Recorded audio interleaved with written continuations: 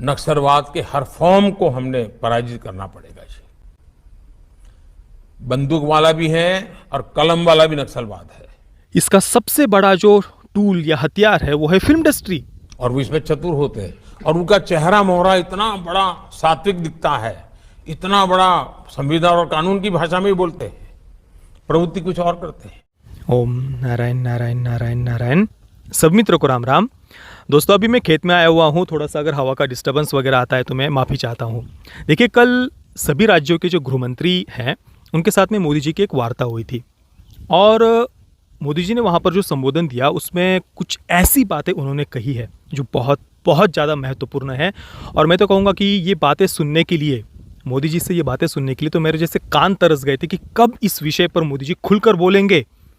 हमारे चैनल पर तो जो भी अभी मैं वो वीडियो आपको दिखाऊंगा मोदी जी ने क्या क्या बातें बोली है, और वो सुनने के बाद में हमारे चैनल से जितने भी मित्र जुड़े हुए हैं वे उनको तुरंत पता चलेगा कि हम पिछले 4-5 वर्षों से लगातार हमारे चैनल पर इस विषय पर बातें करते आ रहे हैं।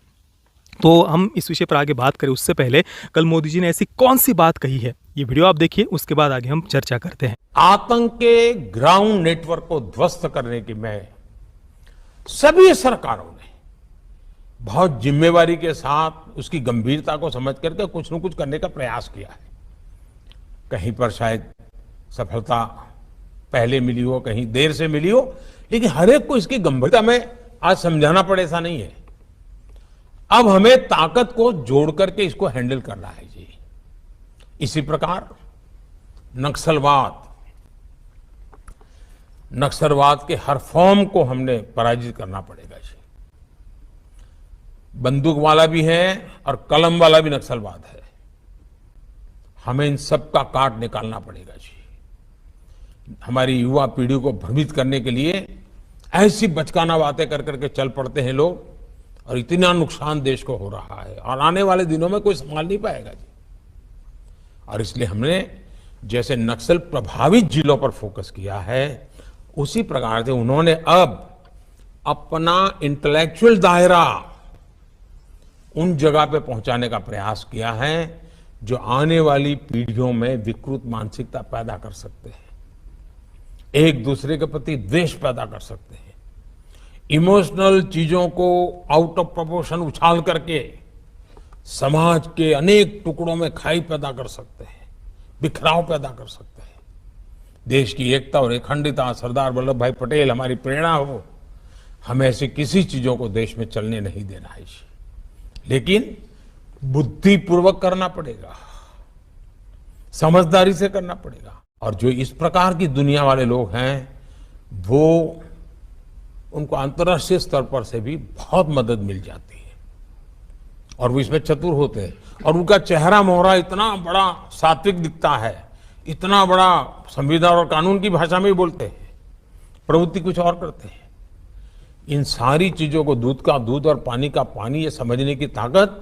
हमारे सिक्योरिटी सामर्थ्य में होनी चाहिए जी। हमें स्थायी शांति के लिए तेजी से आगे बढ़ना बहुत जरूरी है। तो देखिए मोदी जी ने इस पूरे संबोधन में देश की सुरक्षा को लेकर बहुत सारी महत्वपूर्ण बातें कही है। पहले तो उन्होंने आतंकवाद पर चर्चा की और उसके बाद में नक्सलवाद के बारे में जब उन्होंने चर्चा करनी शुरू की तो उन्होंने यहाँ पर स्पष्ट रूप से कहा कि नक्सलवाद बंदूक वाला भी है और कलम वाला भी है। और यहाँ पर क्या क्या कहा देखिए, कलम वाला भी है और ये लोग हमारी युवा पीढ़ी को भ्रमित करने के लिए बहुत सारी ऐसी बचकानी बातें कहते हैं, मतलब बिल्कुल ही तर्कहीन, बिना सर पैर वाली बचकानी बेतुकी बातें करते हैं। और अगर इसको अभी हम नहीं रोके, इसको अगर नहीं संभाला जाए तो आने वाले समय में इसे कोई रोक नहीं पाएगा, कोई संभाल नहीं पाएगा, जैसी परिस्थिति इसके कारण उत्पन्न होगी। और इन लोगों ने अपना जो इंटेलेक्चुअल दायरा है उसको उन जगहों पर पहुंचाने का प्रयास किया है जो आने वाली पीढ़ियों में विकृत मानसिकता पैदा कर सकती है। यानी ये लोग एक दूसरे के प्रति समाज में वैमनस्य उत्पन्न करना, एक दूसरे के प्रति द्वेष उत्पन्न करना। और इसके बाद जो लाइन मोदी जी ने कही है वो सबसे ज़्यादा महत्वपूर्ण है। इमोशनल बातों को आउट ऑफ प्रोपोर्शन उछाल कर समाज को अनेक टुकड़ों में बांटने का प्रयास किया जा रहा है और ऐसी किसी चीज़ों को हम चलने नहीं दे सकते, लेकिन ये बुद्धिपूर्वक करना होगा। तो देखिए कलम वाला जो नक्सलवाद, यानी इसको हम अर्बन नक्सल्स कह सकते हैं, इंटेलेक्चुअल टेररिज्म हम कह सकते हैं, और फिल्म इंडस्ट्री के माध्यम से जो एक इंटेलेक्चुअल टेररिज्म स्प्रेड किया जा रहा है, उसके बारे में तो हम हमारे चैनल पर सदैव ही हमेशा ही बात करते हैं। आपने एक लाइन हमारे चैनल पर कई बार सुनी होगी कि दुनिया का सबसे बड़ा अस्त्र शस्त्र या कोई हथियार, दुनिया का सबसे बड़ा अगर कोई है तो वो है कलम। ये बात मैंने कई बार कही हुई है। बड़े बड़े परमाणु हमलों से भी सभ्यताएं नष्ट नहीं होती, जापान इसका हमारे सामने उदाहरण है। पर जो ये कलम होती है ना, इसके माध्यम से जो इतिहास का विकृतीकरण किया जाता है, एक पूरे के पूरे समाज के, देश के इतिहास को ही विकृत करने का जो प्रयास किया जाता है, उसी देश की युवा पीढ़ी के मन में अपने ही देश के प्रति, अपनी ही संस्कृति के प्रति, अपनी ही सभ्यता के प्रति जो एक जहर घोला जाता है, घृणा का भाव जो उत्पन्न किया जाता है ना, इससे सभ्यताएं की सभ्यताएं नष्ट हो जाती है। आज आप देख लीजिए हमारे ही देश में कई सारे, अभी तो थोड़ा वातावरण हम बदलते हुए देख रहे हैं, पर अभी भी मतलब 6-7 वर्ष पहले तो आपने भी ये सब अनुभव किया होगा, और अभी भी कई सारे युवा आपको ऐसे मिल जाएंगे जिन्हें अपने ही देश की आलोचना करने में बड़ी गर्व की अनुभूति होती है। उन्हें अपने देश में बस नकारात्मकता के सिवाय, नकारात्मकता के अलावा और कुछ दिखाई ही नहीं देता। हर चीज़ बस निगेटिव ही उन्हें देश में दिखाई देती है। और इसमें सबसे बड़ा योगदान अगर किसी का है तो वो ऑब्वियसली बॉलीवुड का कहिए या फिल्म इंडस्ट्री का हम कह सकते हैं,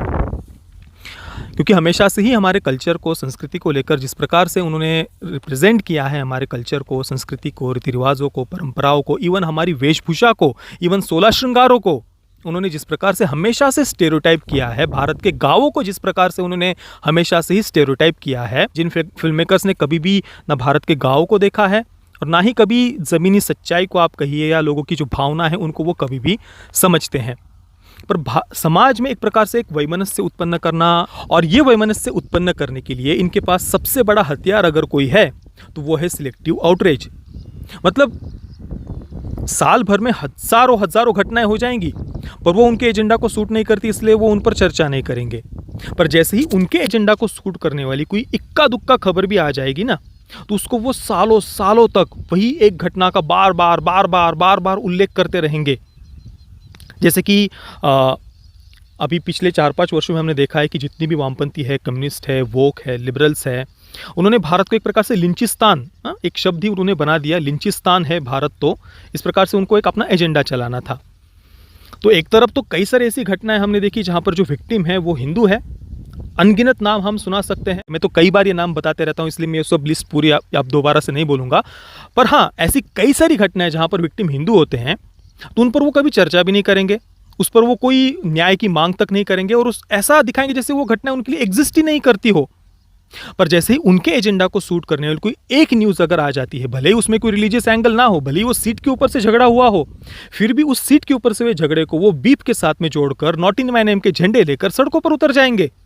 और ऐसी कई सारी घटनाएं हमने देखी है, जैसे कि जय श्री राम नारा न लगाने के कारण हमला हो गया, और ऐसे हमने देखा कि कई सारी जो घटनाएं थी वो फेक साबित हुई। पर इन सब बातों को लेकर किसी न किसी प्रकार से भारत को एक इंटॉलरेंट, असहिष्णु, इस्लामोफोबिक और लिंचिस्तान जैसा है भारत, इस प्रकार से उन्होंने पूरे विश्व के सामने, देश की युवा पीढ़ी के सामने उन्होंने भारत के इस प्रकार से ऐसा एक सामाजिक चित्रण उन्होंने करने का प्रयास किया था। और ये जो मोदी जी ने शब्द प्रयोग किया ना कि कुछ घटनाओं को, कुछ इमोशनल बातों को वो आउट ऑफ प्रोपोर्शन उछाल कर समाज को अनेक टुकड़ों में बांटने का प्रयास करते हैं, ये लाइन बहुत मायने रखती है, आप देखिए। और ये केवल बाहर से सड़कों पर एक्टिविज्म होता है ऐसी बात नहीं है। इसका सबसे बड़ा जो टूल या हथियार है वो है फिल्म इंडस्ट्री। फिल्मों के माध्यम से पिछले 3-4 वर्षों में आपने देखा होगा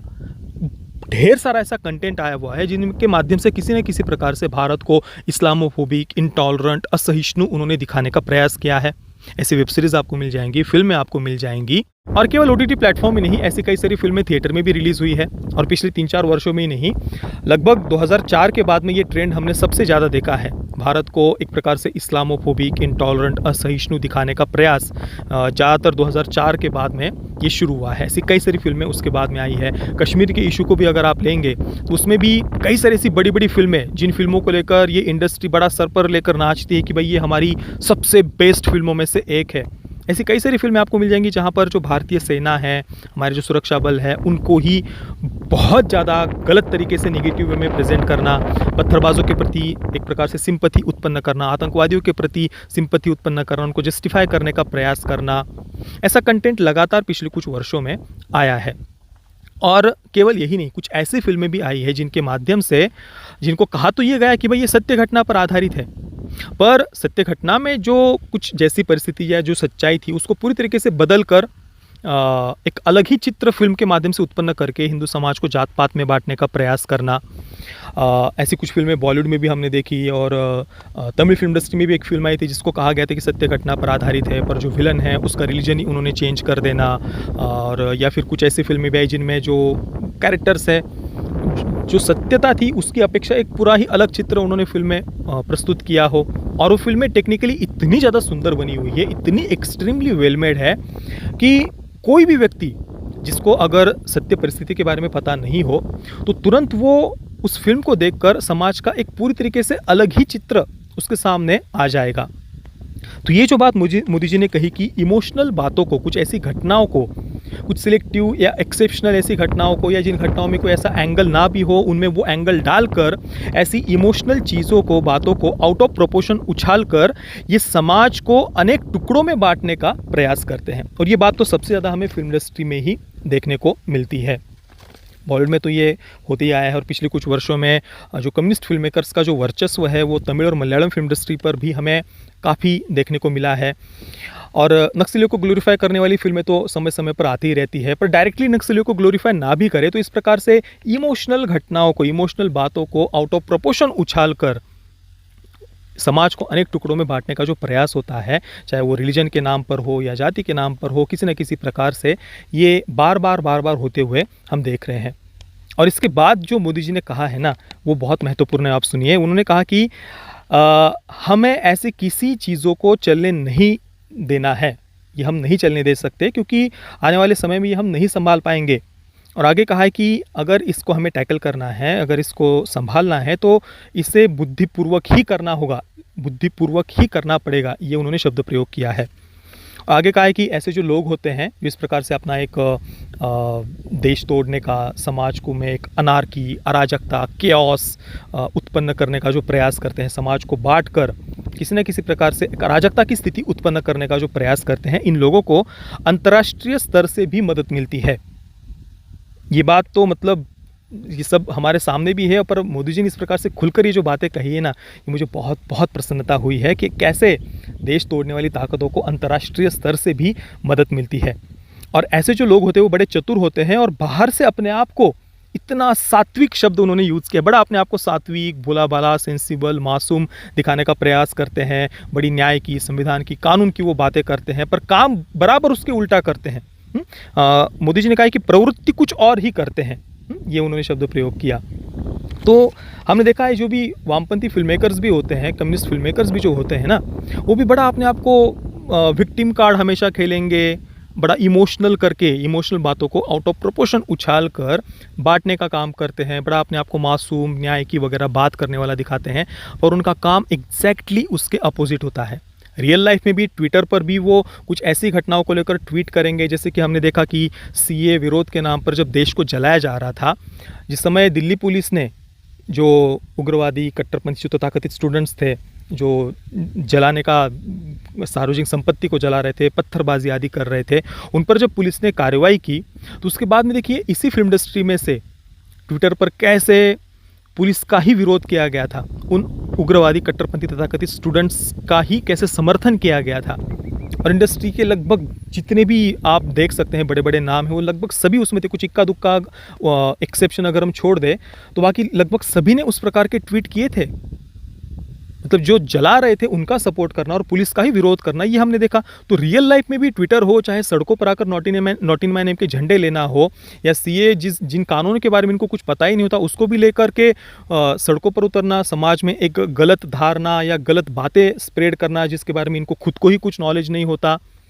तो सड़कों पर भी वो बातें करना, नॉट इन माय नेम के झंडे लेना, ट्विटर पर भी ऐसे ट्वीट्स करना जिसको लेकर समाज में एक अस्थिरता उत्पन्न की जा सके। और इसके साथ में फिल्मों के माध्यम से भी यही एक प्रकार से चित्र उत्पन्न करने का प्रयास किया जाता है। और मोदी जी ने जो बात कही ना कि कलम, एक बंदूक वाला भी नक्सलवाद होता है और दूसरा कलम वाला भी होता है। अब कलम वाला जो नक्सलवाद है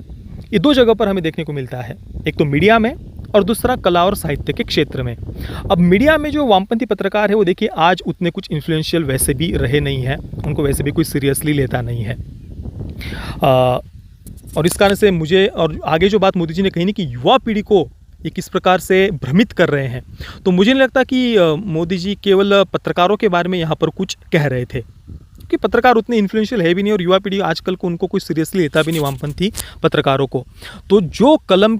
का उपयोग करके सबसे ज़्यादा जो बांटने का, समाज को बांटने का जो प्रयास हो रहा है वो मेरे अनुसार कला और साहित्य के क्षेत्र में ही हो रहा है। और कला और साहित्य के क्षेत्र में भी सबसे ज़्यादा ताकतवर अगर कोई जगह है तो वो फिल्म इंडस्ट्री है। साहित्य आदि मतलब ठीक है, पर उतना ज़्यादा आजकल जो हम देखते हैं युवा पीढ़ी उतना कुछ साहित्य पढ़ती भी नहीं है और वो उतना ज़्यादा समाज को प्रभावित भी नहीं करता है। साहित्य शब्दों की अपेक्षा जो दृश्य होते हैं, जो विजुअल्स होते हैं, वो हमेशा के लिए हमारे मन में घर कर जाते हैं, वो ज़्यादा गहरी छाप हमारे अंदर डालते हैं। तो कलम वाला जो नक्सलवाद मोदी जी ने जो कहा है वो मेरे अनुसार तो वो शायद कला और साहित्य के क्षेत्र पर ही ज़्यादा उनका फोकस होगा, क्योंकि पत्रकार तो शायद उतना इन्फ्लुएंशियल वो हमें लगते भी नहीं है। और हाँ, फिल्मों का उपयोग, हम फिल्म इंडस्ट्री को अगर हम ले तो हमेशा से ही लेफ्ट की विचारधारा का, कम्युनिस्ट विचारधारा का इस पर हमेशा से ही वर्चस्व रहा है। और ये बात केवल समाज को बांटने तक सीमित नहीं है। आप देखिए आज के जो कम्युनिस्ट फिल्म मेकर्स है वो जो एक वोक माइंडसेट युवा पीढ़ी के मन में डाल रहे हैं ना, वही वोक माइंडसेट जन्म देता है छाती कूटने वाली मानसिकता को।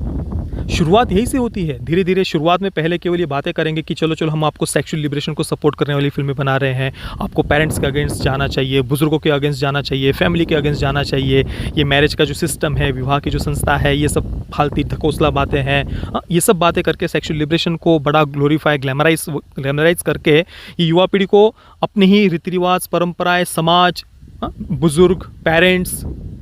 फैमिली सिस्टम, फैमिली वैल्यूज़, इनके विरुद्ध छाती कूटना सिखा देते हैं। फिर धीरे धीरे राष्ट्रवाद कैसे फांसीवाद है, राष्ट्रवाद ही कैसे सबसे बड़ा खतरा है दुनिया के लिए बना हुआ, ये धीरे धीरे युवाओं के मन में फिर डाला जाता है। रीति रिवाज, परंपराएं, समाज, system, family values, moral values, संस्कार, सदाचार, इन सब बातों के नाम से उन्हें छाती कूटना सिखाया जाता है। शुरुआत यही से होती है और फिर धीरे धीरे आगे जाकर फिर जब आप राष्ट्रवाद के ही अगेंस्ट बच्चों को कर देते हैं, अपने ही देश के कल्चर, सभ्यता की अगेंस्ट जब आप उनको कर देते हैं, तब स्वाभाविक सी बात है फिर उनको अपने देश को लेकर हर बात बस निगेटिव ही दिखाई देगी कि भाई इस देश में तो कुछ अच्छा है ही नहीं। ये जो राष्ट्रवादी लोग होते हैं वो तो फांसीवादी होते हैं, हाँ भाई ये देश तो है ही लिंचिस्तान वगैरह। तो एक मतलब कुछ ऐसी इमोशनल बातों को लेकर आउट ऑफ प्रोपोर्शन लेकर के जाना, कुछ सिलेक्टिव घटनाओं को लेकर, दूसरी तरफ सैकड़ों नहीं हजारों घटनाएं हो जाए उन पर बिल्कुल चुप्पी साधे रखना, उन पर बात ही ना करना और अपने एजेंडा को सूट करने वाली कुछ सिलेक्टिव घटनाओं को लेकर युवा पीढ़ी को भ्रमित करने का प्रयास करना, उनके सामने एक समाज का एक बिल्कुल विकृत और गलत चित्रण उनके सामने कर देना, ये काम सबसे ज़्यादा अगर कहीं पर हो रहा है तो वो मेरे अनुसार फिल्म इंडस्ट्री के माध्यम से ही हो रहा है। और मेरे अनुसार कल शायद जो बातें मोदी जी ने कही वो बातें सबसे ज़्यादा फिल्म इंडस्ट्री पर ही लागू होती है, ऐसा मेरा कम से कम अनुमान है जो मैं कल समझा हूँ मोदी जी ने जो बातें कही वो सुनकर। और मुझे लगा कि ये बातें सब तक पहुँचना बहुत ज़्यादा आवश्यक है। बाकी आपको क्या लगा कि मोदी जी ने जो बातें कल कही है उसके माध्यम से वो किन्हें उद्देश्य करके ये बातें कह रहे थे या क्या उनका उद्देश्य था इसके पीछे, मैं आपके विचार इस पर जानना चाहूँगा। नीचे कमेंट में आप अपने विचार ज़रूर बताना। ये वीडियो देखने के लिए आप सभी मित्रों का बहुत बहुत धन्यवाद। जय श्री राम, वंदे मातरम।